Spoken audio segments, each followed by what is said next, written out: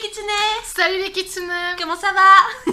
Nous nous retrouvons pour le date manga! Oui! Donc le quoi manga, hein? Rebaptisé quand même. Exactement. Voilà. Je te laisse commencer, Alva. Allons-y. Donc, j'ai lu en premier Pandora Hearts, le tome 2 de Jun ou Yun Mochizuki aux éditions Kion. Alors, pour vous faire un résumé, même si je pense que vous le savez, étant donné que j'ai présenté le tome 2 en book haul, le tome 3 en book haul, mais bon, on sait jamais. Donc, on suit l'histoire d'un noble qui s'appelle Oz, qui, lors d'une cérémonie, a été envoyé pour un crime dont il ne connaît pas du tout l'existence, dans le monde des abysses, un monde peuplé de monstres. Et il va faire la connaissance d'Alice, qui va le prendre sous son aile. On ne sait pas trop pour quelles raisons. Des raisons mauvaises, des raisons pas mauvaises. À découvrir. Oui, c'est ça. Et Alice a perdu la mémoire, du coup, voilà. Donc on va suivre le tome 2. Du coup, le tome 2, pour pas trop vous spoiler, Oz va sortir des abysses très vite. Il va essayer de tenir sa promesse envers Alice, c'est-à-dire de retrouver sa mémoire. Et va essayer aussi de savoir un peu quel est le crime dont il a été accusé. À tort ou à raison, on ne sait pas. Voilà. Donc je tiens un peu à préciser que la couverture est encore une fois super jolie, que les dessins sont parfois très glauques, quand on voit le lapin ici par exemple. Le lapin bizarre. Lapin bizarre.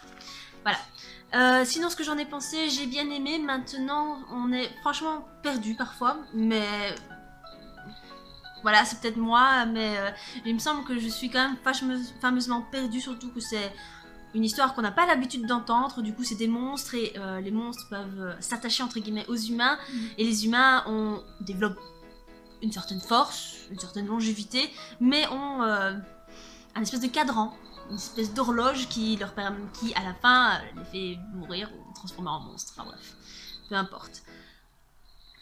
C'est pas mal, hein. Franchement l'histoire est vraiment super originale. J'attends de voir la suite pour voir un petit peu ce que ça va passer, parce que ce tome 2, malgré qu'il soit gros, reste encore néanmoins un peu introductif à mon goût. On commence seulement à voir ici Oz va sortir du coup des abysses, mais il va y avoir quelque chose qui cloche en fait avec le monde dans lequel il est. Je vous dis pas quoi, et surtout avec ce personnage aussi. Ces personnages. Et voilà. Je vous en dis pas plus, mais j'ai bien aimé, mais j'attends de voir la suite pour savoir me faire un réel avis, parce que comme dans tous les mangas, généralement, il faut attendre 3 ou 4 mangas avant d'avoir un réel avis, pour savoir si ça en vaut vraiment le coup. Voilà. À toi. Je vais vous parler de Chi, qui je ne sais pas trop. Chiyuki. J'aime bien l'appeler Ki, donc je vais l'appeler Ki. De Konami Kanata, aux éditions Glénat Kids, parce que c'est bien connu, je suis un kids. Donc comme je vous en ai déjà parlé dans le book haul, c'est l'histoire d'un petit chat qui va se perdre, qui va perdre sa maman et qui se retrouve dans la rue et qui ne sait pas ce qu'il doit faire, ce qu'il peut faire, etc. Et qui finit par être recueilli par une famille qui peut malheureusement pas le garder à long terme. Ce que j'ai pensé de ce manga, d'abord ça raconte l'histoire de la vie de chat, mais vraiment littéralement, genre « Oh, c'est chouette !» En fait c'est sa litière, « Oh, je vais jouer dedans !» Et je vais aller faire pipi ailleurs, mais on me gronde, donc je vais essayer d'aller faire pipi encore ailleurs. Et, enfin voilà, c'est vraiment littéralement la vie de chat. C'est pas du kids pour rien, quoi. Ne vous attendez pas à avoir une histoire trépidante, exceptionnelle, c'est littéralement une vie de chat. Ça peut rester poignant, étant donné qu'il a été abandonné. Et c'est pas mené comme ça. C'est pas mené comme ça. C'est pas mené comme ça. Mais voilà, j'ai bien aimé, mais genre vraiment... Parce que c'est trop mignon. Regardez le petit chat, vous allez aimer aussi. Regardez comme il est trop mignon. C'est justement l'histoire de la litière. Allez, encore un parce que c'est chouette. Regardez comme il joue avec les babales. Donc vous voyez, c'est vraiment... Regardez. Donc c'est vraiment le quotidien du petit chat. Et moi, j'ai trouvé trop kawaii cette petite histoire. Franchement, faut pas connecter ses neurones pour le lire. Donc, c'est vraiment de la détente. Voilà, j'ai juste aimé. Ça reste une lecture doudou. Exactement. Une lecture doudou. Donc, je vous conseille cette lecture doudou. Ouais, j'y vais, mais bon, c'est pas... Voilà, je change de registre. J'ai lu le tome 1 de Codebreaker de Akimine Kamijo aux éditions Pika. Comment vous expliquer? Donc nous suivons l'histoire principalement du coup de cette fille qui s'appelle Sakura Koji. Voilà, parce qu'il va aller faire simple et donc voilà. Donc nous suivons cette fille qui... on pense qu'elle est sage, qu'elle est délicate, qu'elle est à fleur de peau. Mais non, en fait, c'est une fille qui est forte, qui adore les combats et tout, donc voilà. Et elle va un jour faire face à ce monsieur, et à ce jeune homme, plutôt, c'est un monsieur, et qui va consumer, littéralement, des méchants par des flammes étranges qui sont bleues. Voilà. Toute l'histoire va découler de là. Et voilà. D'accord. Qu'en as-tu pensé, Alba? Oui, j'en ai pensé. J'aimais bien. Les dessins sont pas transcendants, mais à part ça, c'était pas mal. Maintenant, c'est un tome d'introduction, j'attends de voir quand même un peu ce que ça va se passer, parce que l'histoire n'est pas non plus... Enfin, à part le fait que ce soit des flammes qui lui sortent et tout, ça c'est génial. Mais le reste est quand même fort banal. Comme par hasard, le mec va se retrouver dans l'école de Sakura. Et bah, Sakura va du coup se réintéresser encore plus à ce monsieur. Et du coup, il va y avoir une relation d'anti-aimant, entre guillemets. Et à mon avis, au fur et à mesure, l'anti-aimant va se transformer en aimant. Et donc voilà. À mon avis, l'histoire est loin d'être génialissime. Mais maintenant, c'est quand même pas mal. Et c'est plein d'humour. Et de tristesse aussi, parce qu'il y a un petit chien et tout. C'est trop triste aussi. Oh non, pas un petit chien qui meurt. Ah. Non. Bah voilà. Et donc oui, ça m'a un peu... Oui, il y a de l'émotion, c'est certain, et j'attends de voir la suite, parce que c'était un tome d'introduction. Voilà. Attends. Bon, pour continuer à nouveau dans mon registre... Mignon. De lecture doudou. Je vous présente Carnet de chat, donc d'édition Soleil Manga, écrit par Yumi Ikefuji. Remarque, nous sommes des kitsune. Donc voilà, on a des petites oreilles aussi, même si c'est pas le même trip, hein, mais... On est connectés. Évidemment, je n'ai pas pu m'empêcher de le comparer à qui? Évidemment. Déjà, le gros point positif, c'est le prix. Parce que je ne vous l'ai pas dit, mais qui... 11,75€ s'il vous plaît. Mais il est en couleur. Il est en couleur, mais bon, c'est cher.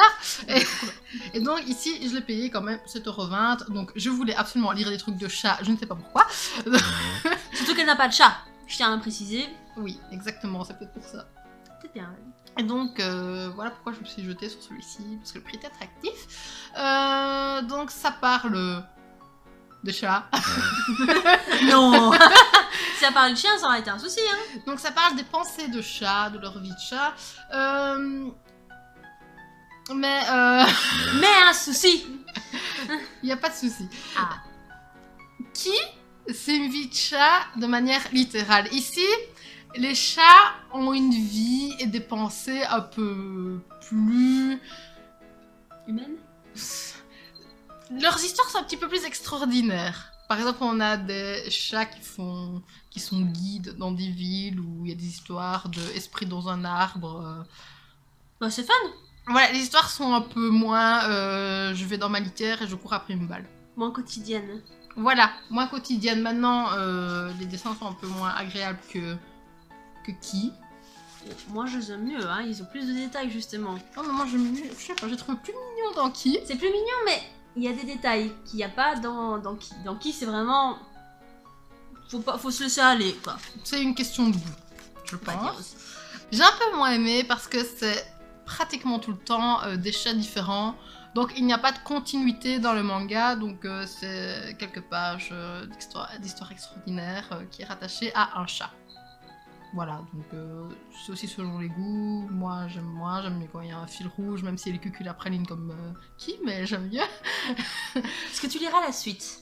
J'ai acheté le 2, mais je lis les suites parce que je n'aime pas commencer Abandonner. et pas terminer, donc je vais quand même terminer parce que c'est pas non plus un navet. Maintenant, ça dépend de mes histoires de chats, mais ce n'est pas non plus un navet. C'est chouette, mais pas transcendant. Donc voilà. Je ne sais que dire d'autre. Bah, à mon avis, le fait que tu l'aies lu juste après peut-être qui, Oui. ou chi, peu importe, mais Oui. ça. Ça. Comment ça Ce manga, Mhm. eh bien, ça a joué aussi. Voilà, Peut-être je- que si tu l'avais lu un peu plus écarté, ça aurait peut-être été. À moi alors. à toi. Vas-y. Donc j'ai lu le tome 1 de Maid-sama, du coup de Hiro Fujiwara, aux éditions Pika. Qu'est-ce que c'est une maid, Alva? Alors, une maid au Japon, il y a ce qu'on appelle des maid cafés. Du coup, ce sont des demoiselles qui sont habillées comme des domestiques en fait. Domestiques un peu plus sexy, hein. Parce que c'est des jupes un peu plus courtes. Et qui traitent leurs clients, pas comme un client, mais comme un maître. On va leur donner tout ce qu'il a. Et c'est un restaurant en fait, un restaurant, café. Donc voilà, c'est ça. Et donc nous suivons l'histoire de Misaki, qui est dans un lycée qui était avant un lycée entièrement de garçons, mais qui s'est mixé par la suite. Et donc il y a plus de garçons que de filles. Et elle s'est prise d'un féminisme grandissant. Oh. Et du coup, elle va devenir la présidente du conseil des élèves. Du coup, pour ceux qui ne savent pas, au Japon, généralement, la présidente du conseil des élèves, elle a littéralement quasi plein pouvoir, j'ai envie de dire. Et du coup, elle est à fond pour les filles et tout. Mais ce qu'elle ne veut pas dire, c'est qu'elle a décroché un emploi à mi-temps, donc un job d'étudiant dans un maid café. Donc, Maid-sama. Et comment expliquer c'est un peu spécial parce qu'en fait sa famille est très très pauvre, du coup c'est pour ça qu'elle a besoin d'un travail qui colle avec les horaires de l'école. Et c'est très bien payé apparemment. Et le problème c'est qu'un soir elle va se faire découvrir son secret par 3 garçons qui sont loin d'être recommandables mais qui font partie de son école et qui risquent de la trahir entre guillemets. Mais c'était sans compter Usui qui est venu la sauver. Du coup Usui il est génial. Comme vous pouvez le voir il est juste génial. Craquant. Ouais. Voilà. Donc pour vous montrer quelques dessins, genre Misaki, c'est comme ça. Elle est trop jolie. On voit qu'elle est garçon manqué, qu'elle est pas très féminine. Ça se sent comme ça, quoi. Avec ce... Tandis que Sui, ou Sui, quoi. J'ai rien à dire. Ah, j'avoue. Ouais. Donc ce que j'ai pensé peut-être de ce tome 1, j'ai bien aimé. C'est plein d'humour. Il y a que des situations embarrassantes. Les deux ici sont méga fort, méga puissant, méga indépendant, méga cool.